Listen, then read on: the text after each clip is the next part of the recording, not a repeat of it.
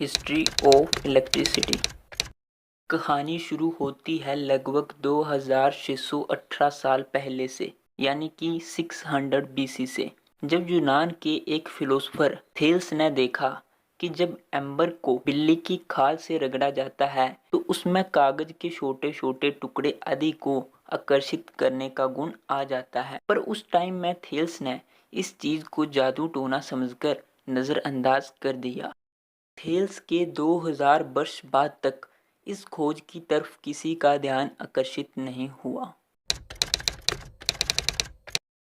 16वीं शताब्दी में doctor Gilbert, जो कि एक फिजिशियन हुआ करते थे और इंग्लैंड की महारानी एलिजाबेथ के होम डॉक्टर भी हुआ करते थे, उन्होंने बताया कि एम्बर और बिल्ली की खाल की भांति बहुत सी अन्य वस्तुएं जैसे कि कांच, रेशम आदि को भी जब हम आपस में रगड़ते हैं तो उनमें भी छोटे छोटे पदार्थों को आकर्षित करने का गुण आ जाता है। यहाँ से स्टैटिक इलेक्ट्रिसिटी का कंसेप्ट सामने आ रहा था, पर अभी भी दुनिया अंधेरे में थी। इलेक्ट्रिसिटी से कोई भी वाकिफ नहीं था। एम्बर को ग्रीक भाषा में इलेक्ट्रॉन बोला जाता था। इस वर्ड को ध्यान में रखते हुए गिलबर्ट ने इस सारे इफेक्ट को बोल दिया इलेक्ट्रिक फोर्स, यानी कि एम्बर को रगड़ने की वजह से लगने वाला फोर्स। यहीं से इलेक्ट्रिसिटी वर्ड पहली बार सामने आया। इसी के साथ गिलबर्ट ने एक ऐसा यंत्र बनाया था जिससे यह पता लगाया जा सकता था कि किसी मटेरियल में इलेक्ट्रिक चार्ज है या नहीं। उस यंत्र का नाम था इलेक्ट्रोस्कोप, और इलेक्ट्रोस्कोप पहला ऐसा इंस्ट्रूमेंट था जो कि मेजरमेंट के लिए यूज किया गया था। गिलबर्ट के बाद बहुत से साइंटिस्टों ने इलेक्ट्रिसिटी पर काम किया, पर कुछ भी हाथ न लगा। 18वीं शताब्दी में अमेरिका के जाने माने साइंटिस्ट बेंजामिन फ्रैंकलिन ने इस पर काफी रिसर्च किया। उनके जज्बातों का पता आप इस बात से लगा सकते हो कि उन्होंने इलेक्ट्रिसिटी की रिसर्च के लिए अपनी सारी संपत्ति बेच डाली। जून 1752 में फ्रैंकलिन ने एक पतंग को ऐसे समय पे उड़ाया जब बिजली चमक रही थी और पतंग के ऊपर एक लोहे की स्पाइक लगा दी। पतंग की डोरी गीली थी और उसमें एक चाबी को बांधा हुआ था। बिजली आसमान से पतंग पे गिर रही थी और पतंग की डोरी से होते हुए चाबी तक, और चाबी से फ्रैंकलिन के हाथों को छू रही थी। इस तरह से फ्रैंकलिन इलेक्ट्रिसिटी के इन्वेंटर कहलाए। पर अभी भी कुछ ऐसी खोज नहीं हुई थी जिससे इलेक्ट्रिसिटी को यूज किया जा सके।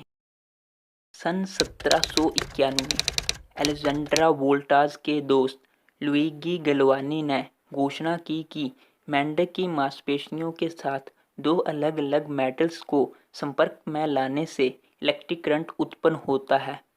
गलवानी ने इलेक्ट्रिसिटी की इस फॉर्म को एनिमल्स इलेक्ट्रिसिटी कहा, पर वोल्टाज इससे प्रभावित नहीं थे। उनका मानना था कि इलेक्ट्रिक करंट डिफरेंट मेटल्स की वजह से उत्पन्न हुआ है, तो फिर इसको मेटल इलेक्ट्रिसिटी बोलना चाहिए। उन्होंने 1792 में अकेले ही मेटल्स के साथ एक्सपेरिमेंट करना शुरू कर दिए। आखिरकार 1800 में वोल्टाज को सफलता प्राप्त हुई और उन्होंने बैटरी की खोज कर दी। यह बैटरी जिंक और कॉपर की अल्टरनेटिंग लेयर से बनी थी, जिसे सॉल्ट वाटर या सोडियम हाइड्रोक्साइड में भिगोया जाता था। वोल्टाज के इस आविष्कार ने जल्द ही इलेक्ट्रिकल एक्सपेरिमेंट के ऊपर एक नई लहर का नेतृत्व किया। वोल्टाज की यह electric battery DC electric current को उत्पन्न करती थी। इसके बाद 1820 में हैंस क्रिश्चियन ओरस्टेड ने देखा कि जब भी किसी वायर से इलेक्ट्रिक करंट पास होता है तो वायर के अराउंड मैग्नेटिक फील्ड आ जाती है। 1821 में माइकल फैराडेज ने इसके ऊपर काफ़ी रिसर्च किया और काफ़ी एक्सपेरिमेंट भी किए। उन्होंने देखा कि जब एक वायर को जिसमें इलेक्ट्रिक करंट फ्लो कर रहा है उसे मैग्नेट के पास लेके जाते हैं तो वायर के ऊपर एक फोर्स लगता है। यहाँ से फैराडेज ने दुनिया की पहली इलेक्ट्रिक मोटर का आविष्कार कर डाला, जो कि एक डीसी मोटर थी। फैराडेज ने अभी भी अपने एक्सपेरिमेंट्स जारी रखे और 1831 में उन्होंने एक डायनमो की खोज कर डाली। इसके बाद सन 1879 में अमेरिकन इन्वेंटर थॉमस एडिसन ने फाइनली एक लॉन्ग लास्टिंग इलेक्ट्रिक बल्ब की खोज कर डाली।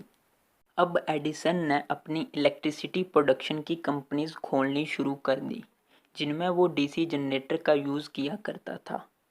पर डीसी जनरेटर में कमी ये थी कि वो डीसी करंट को निकालता था और डीसी करंट को 2 या 3 किलोमीटर तक ही ट्रांसमिट किया जा सकता था, इससे दूर नहीं। इससे नुकसान ये था कि हर 2-3 किलोमीटर की रेंज में प्रोडक्शन हाउस लगाना पड़ता था। अब एडिसन की कंपनी में एक वैज्ञानिक निकोला टेस्ला भी काम किया करते थे। निकोला टेस्ला अपने एक्सपेरिमेंट्स एसी के ऊपर कर रहे थे। उन्होंने एसी के ऊपर काफ़ी रिसर्च कर ली थी।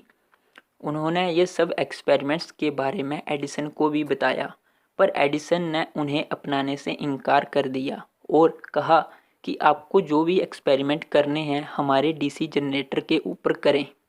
इसके बाद निकोला टेस्ला ने उनकी इस कंपनी को छोड़ दिया और एसी जनरेटर और एसी मोटर के ऊपर काम करना शुरू कर दिया। अंत में 1887 में निकोला टेस्ला ने एसी जनरेटर और एसी मोटर का आविष्कार कर डाला और इलेक्ट्रिसिटी को दूर तक ट्रांसफ़र करने के योग्य बना दिया। अब एक ही जगह से कोसों किलोमीटर दूर तक इलेक्ट्रिसिटी को भेजा जा सकता था। यहीं से इलेक्ट्रिसिटी की जो एडवांसमेंट है वो शुरू हो गई और डिफरेंट टेक्नोलॉजीज़ आने शुरू हो गई, जिससे इलेक्ट्रिसिटी का यूज़ बढ़ गया। और आज की डेट में इलेक्ट्रिसिटी एक ऐसा इम्पोर्टेंट फैक्टर है कि जिस पे पूरी दुनिया डिपेंड करती है। अगर इलेक्ट्रिसिटी ना हो तो एक मिनट भी काटना बहुत मुश्किल है। तो फ्रेंड्स, अब आप लोग समझ गए होंगे कि किस तरह से इलेक्ट्रिसिटी का इन्वेंशन हुआ, कितने ज़्यादा वैज्ञानिकों ने कितने ज़्यादा एफर्ट्स किए तब जाके इलेक्ट्रिसिटी इन्वेंट हुआ। अगर इतने सारे वैज्ञानिक अपने एफर्ट्स नहीं लगाते तो शायद आज भी हम अंधेरे में होते।